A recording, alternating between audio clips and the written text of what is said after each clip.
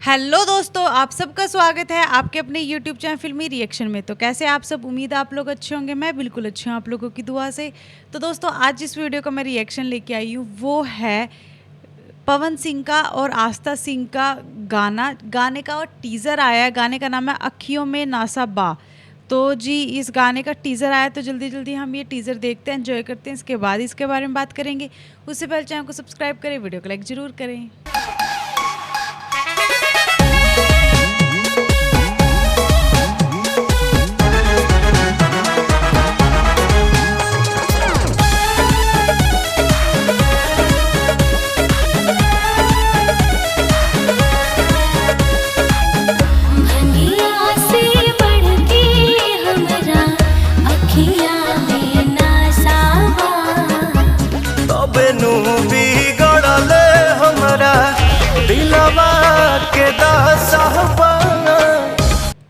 तो जी 18 अगस्त को सुबह 6:30 बजे गाना रिलीज़ होगा और बहुत ही प्यारी, बहुत ही सुरीली आवाज़ थी। धनिया से आगे जो कुछ भी था वो, और पवन भैया की तो आवाज़ बहुत अच्छी, और दोनों एक्सप्रेशन इतने प्यारे दे रहे थे। दोनों ऐसे लहरते ठहरते कोई परना ठीक करता हुआ आ रहे, तो बहुत ही प्यारे लग रहे थे। बहुत ही अच्छा म्यूज़िक है, बहुत अच्छा लिरिक्स होने वाला है, और जो मतलब इन लोगों का स्टाइल है वो बहुत अच्छा है।